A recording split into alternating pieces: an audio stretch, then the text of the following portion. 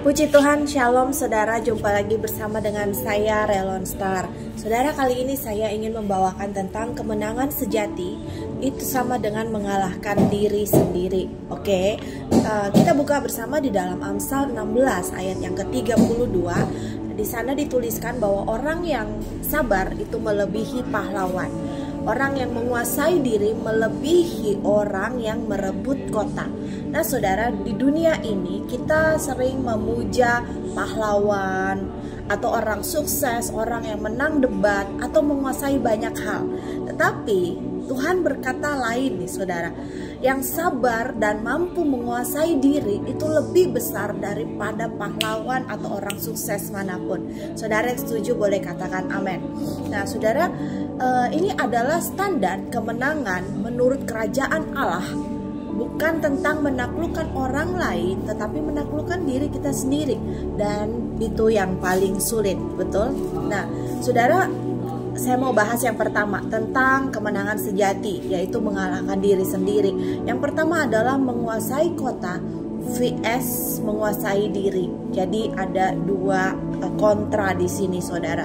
Orang yang menguasai diri itu adalah orang yang melebihi orang yang merebut kota. Orang yang mampu untuk menguasai dirinya adalah orang melebihi orang yang merebut kota. Kenapa demikian, saudara? Karena menguasai kota itu sama dengan keberhasilan eksternal, betul? Nah, prestasi, pengaruh, kekayaan. Nah, itu keberhasilan di luar ya, eksternal, saudara. Tetapi menguasai diri itu adalah keberhasilan internal. Katakan internal. Nah, saudara, yaitu menguasai diri itu berupa karakter, kontrol emosi, roh yang kuat. Nah, hal-hal inilah saudara yang hal inilah yang dimaksudkan dengan keberhasilan internal, yaitu ketika Anda bisa memiliki good character, kontrol emosi, dan roh yang kuat. Nah, saudara, banyak orang berhasil di luar, eksternal, tapi kalah di dalam. Mudah marah, tidak sabaran, hidup dalam pelampiasan. Ya saudara, makanya Alkitab berkata orang yang sabar itu melebihi pahlawan. Kenapa? Karena orang yang sabar itu dia harus berhasil menaklukkan dirinya sendiri, saudara. Oke, benar, banyak orang berhasil secara eksternal, punya prestasi, punya posisi, punya jabatan. Tetapi orang yang sabar itu melebihi pahlawan. Karena orang yang menguasai diri itu melebihi orang yang merebut kota. Berarti tingkat kesulitannya tinggi, saudara. Orang yang bisa sabar itu berarti dia bisa menaklukkan dirinya, egonya ya saudara. Karena itu Alkitab mengatakan bahwa orang yang sabar itu melebihi pahlawan ya saudara. Oke, lanjut. Ada contoh di Alkitab bernama Simpson, seorang tokoh Alkitab yang kuat secara fisik tapi tidak bisa menguasai hasratnya ya, khususnya terhadap wanita ya saudara. Ada contoh lain lagi yang diberikan oleh Yesus, disalib tapi tetap diam. Kuasanya terlihat dalam kesabarannya. Ya, pastinya contoh paling agung yang bisa kita teladani adalah karakter dari Yesus sendiri ya saudara.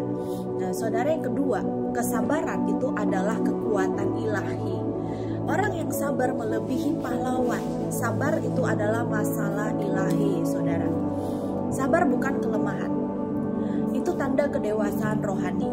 Dan orang yang sabar juga bukan pasif, tapi penuh kuasa dalam kendali. Dia menang dari dalam.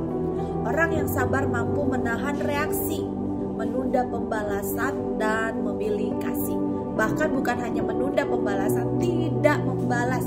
Artinya dia bisa sabar melihat hal-hal jahat yang dilakukan oleh orang lain terhadap dirinya, saudara. Dan saya berharap saudara yang mendengarkan hal ini, saudara bisa menangkap pesan ilahi yang saya sampaikan, bahwa kesabaran itu memberikan kita banyak hal, kemenangan demi kemenangan. Orang yang sabar, saudara, mampu menahan reaksi. Dia memilih untuk tidak membalas, tetapi dia memilih kasih. Nah, bom waktu dalam diri kita, saudara. Ini bicara tentang emosi, luka lama, harga harga diri akan meledak jika kita tidak kendalikan. Tapi saudara, Roh Kudus itu memberi buah kesabaran. Di dalam Galatia 5 ayat 22 dikatakan demikian, ya kan? Buah-buah roh salah satunya adalah kesabaran. Nah, saudara, kesabaran itu tidak mudah tetapi bisa dilatih, saudara. Khususnya bagi Anda ini yang punya personality dominan atau koleris. Kecenderungan orang koleris adalah tidak sabar, pengen terburu-buru, pengen cepat. Sedangkan kadang-kadang saudara, kalau kita melambat sedikit saja, itu bisa memberikan kita suatu keberhasilan, kesuksesan dalam hidup. Oke, saya lanjut yang ketiga saudara, tentang kuasai diri sama dengan hidup di dalam roh. Saudara, menguasai diri artinya kita tidak hidup menurut daging, tetapi menurut roh. Nah, di dalam Roma 8 ayat 5 sampai 6 dikatakan demikian. Orang yang dikuasai oleh Roh Kudus, dia tahu kapan harus berbicara dan kapan harus diam. Hal ini memerlukan disiplin pribadi, saudara. Hal ini memerlukan pengampunan, hal ini memerlukan penguasaan emosi, dan semua itu adalah hasil dari hidup di dalam roh. Jadi kesabaran itu adalah perkara ilahi, saudara. Orang yang gak sabar berarti hidup dalam roh, bergaul dalam rohnya kurang kencang. Oke, saudara.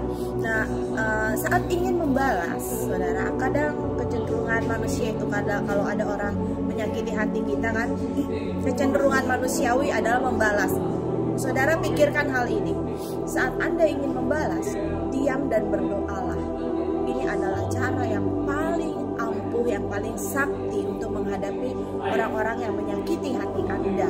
Karena kenapa? Kalau kita diam dan mendoakan orang tersebut, malah nanti Allah sendiri yang akan bertindak. Oke?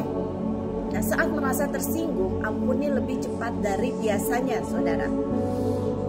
Bangun pagi dan minta Tuhan, Tuhan ajari aku hari ini untuk menguasai diriku sebelum aku mencoba mengubah orang lain.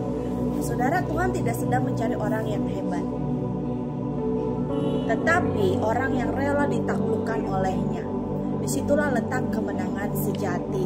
Jadi saudara, saat ini bagaimana kondisi hatimu? Apakah Anda sudah melatih kesabaran itu begitu ketat dalam diri Anda sehingga Anda boleh mengalami kemenangan sejati, atau mengalahkan diri sendiri? Mengalahkan diri sendiri itu yang paling tidak mudah, saudara.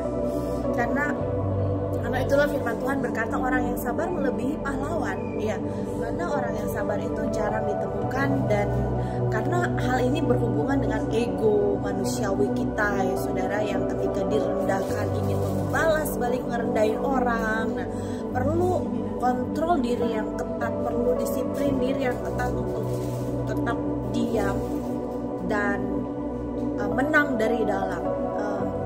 Banyak orang berpikir diam itu lemah, tapi buat saya diam itu adalah sebuah kekuatan. Ketika kita tidak membalas orang yang menyakiti hati kita, atau tidak terpancing respon orang yang suka mancing-mancing kita, ya saudara, untuk memancing kita untuk kita supaya kita berbuat kesalahan. Nah, banyak orang seperti itu kan. Tapi kalau kita bisa menguasai diri, nah itu disebut Alkitab adalah orang yang merebut kota. Kota loh saudara, orang yang merebut kota. Jadi kalau Anda bisa menaklukkan diri Anda, berarti ada hubungan Anda dengan Roh Kudus di situ. Oke?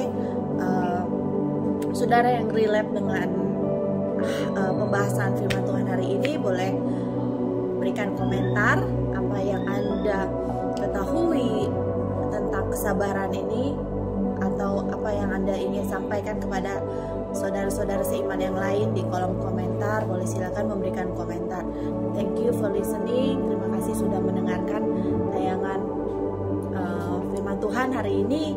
God bless you, dan semoga Anda menang, bisa menaklukkan diri sendiri, dan semoga Tuhan memberkati Anda lebih dan lebih lagi. God bless you.